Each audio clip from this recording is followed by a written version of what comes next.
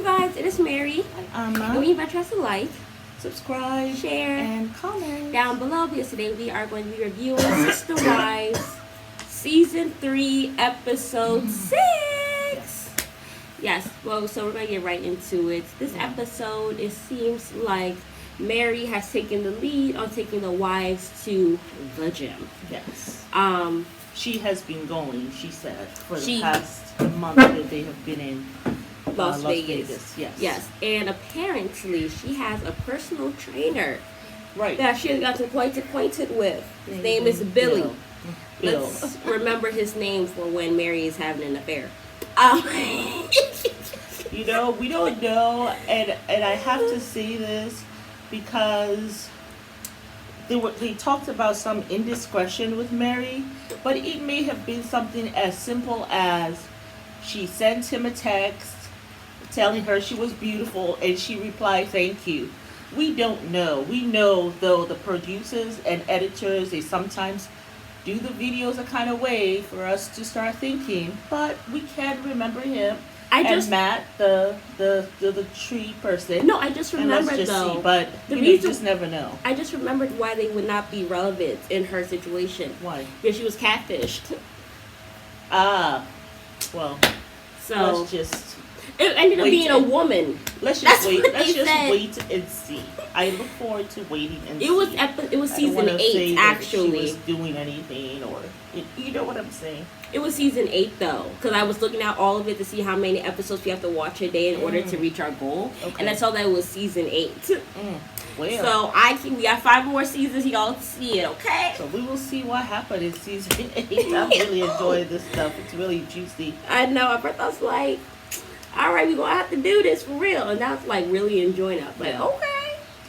So she takes the wives to go see Bill and everything, stuff like that. They all have to weigh themselves. Janelle was 271. 271. Her BMI was 44.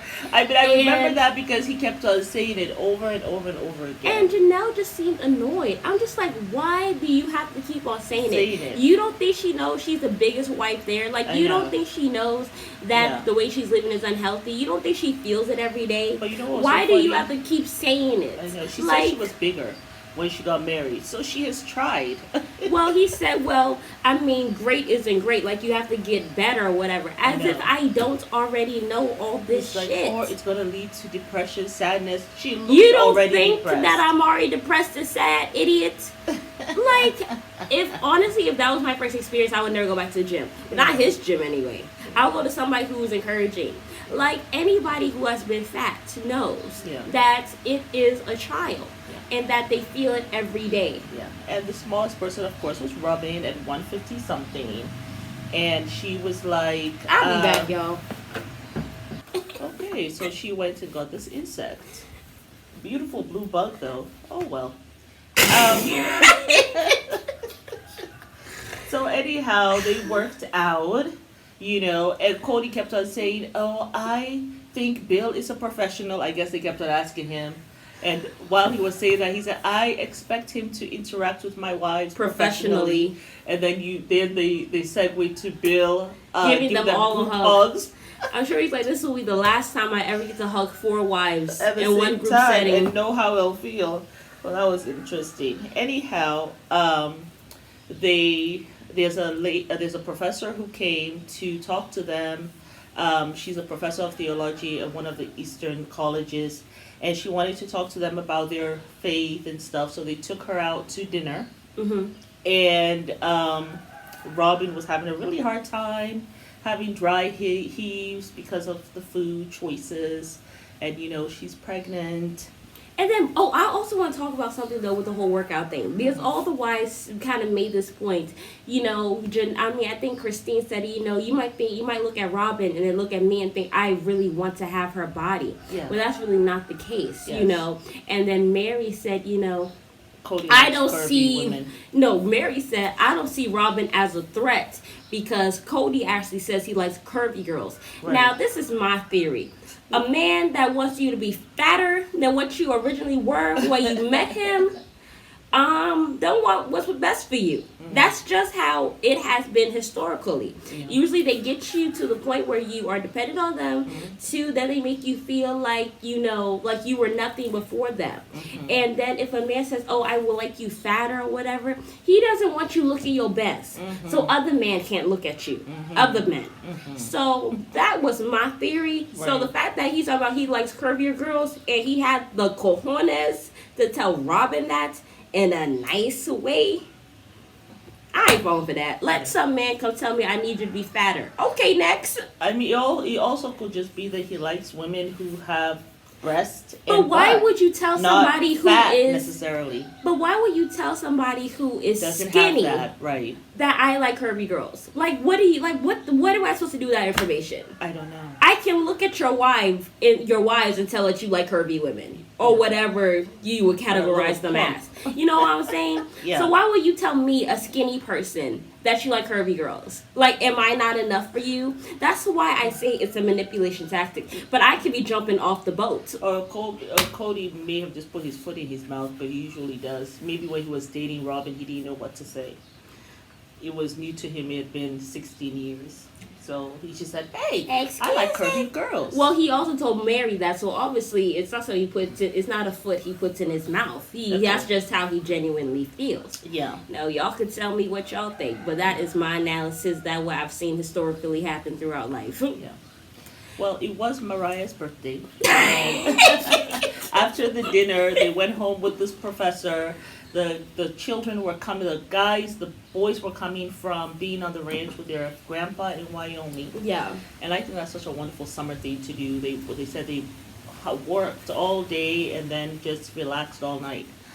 So that would be something really nice for boys to do. Go out on a ranch somewhere and be gone for the summer. Get rid of all that energy and drama and hormones. Right? Yeah. Just work that all out. Yes. So I kept my kids in swimming throughout the year. That thing was exhausting. By the time they got home, they were in bed fast asleep. Yeah. But that lifeguard job was taxing, honey. That was also taxing. Because it was hot. We had to sit in that chair or whatever, but the paycheck was good, honey. Or even it was teaching good. swimming and stuff, too. I love doing that, though. I love teaching kids. Yeah. I would like to have, something like that for kids here, yeah. One day. Yeah, but it was nice. The professor thought it was such a wonderful family, seeing how the kids, when the boys got home, they were so excited, hugging them and all that, and it seems as though they all had missed, their family. I guess that's a good thing about a big family. Yeah. So the professor said that she wanted them to come to Boston and speak at the college. I don't even think they really said what college it was. So they decided to take 4 of their children, 4 of the older kids. So we will see that. Well, that's the next episode. Yeah, we will see that next episode. But I thought it was nice that...